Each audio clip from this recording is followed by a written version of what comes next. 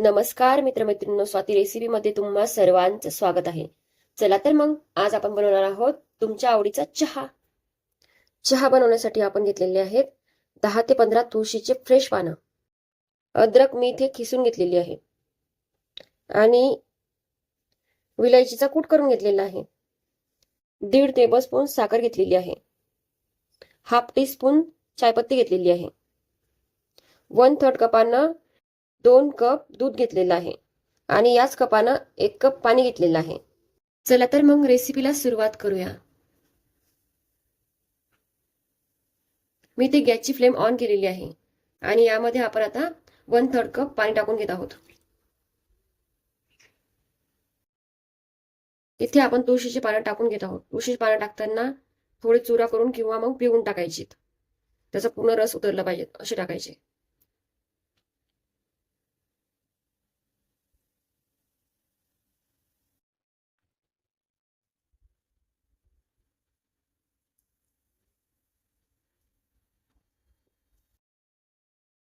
आपण इथे अद्रक टाकून घेत आहोत. इथे आपले अद्रक आणि तुळशीचे पानं चांगले उकळून झालेले आहेत. यामध्ये आपल्याला आता हाफ टी स्पून चायपत्ती टाकून घ्यायची आहे.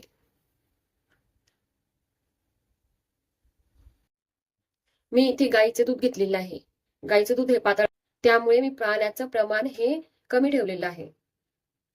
तुम्ही म्हशीचं दूध घेतलं तर पाण्याचं प्रमाण हे अर्ध अर्धही करू शकता. म्हणजे अर्ध दूध घ्यायचं आणि अर्ध पाणी घ्यायचं. इथे आपली चहापत्ती उकळतच आलेली आहे. त्यासोबतच आपण 1.5 टेबलस्पून साखर टाकून घेत आहोत.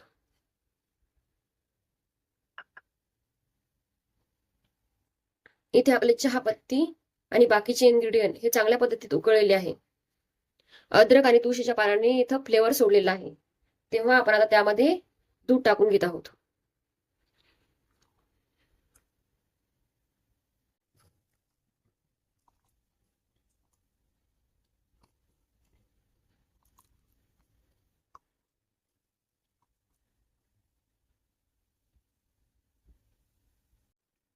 इथे आपला चहा बनतच आलेला आहे. त्यामध्ये आपण आता विलायचीचा कूट टाकून घेणार आहोत.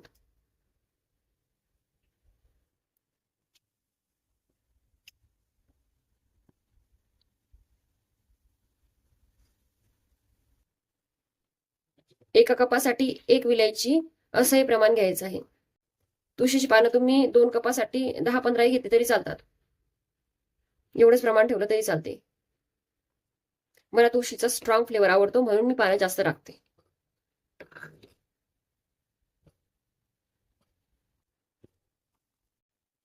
चहाला मस्त उकळू द्यायचा आहे. अशा पद्धतीत चहा केल्यानंतर चहा एकदम परफेक्ट बनतो.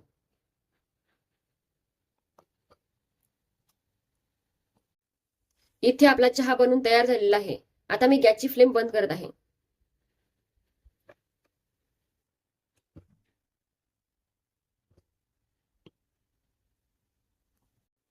इथे मी चहा गाळून घेतलेला आहे. तुमच्या आवडीच्या चहाची रेसिपी आवडली असेल तर व्हिडिओला लाईक, शेअर, सबस्क्राईब नक्की करा आणि चहा कसा बनला हे कमेंटमध्ये सांगायला विसरू नका. धन्यवाद मित्रांनो.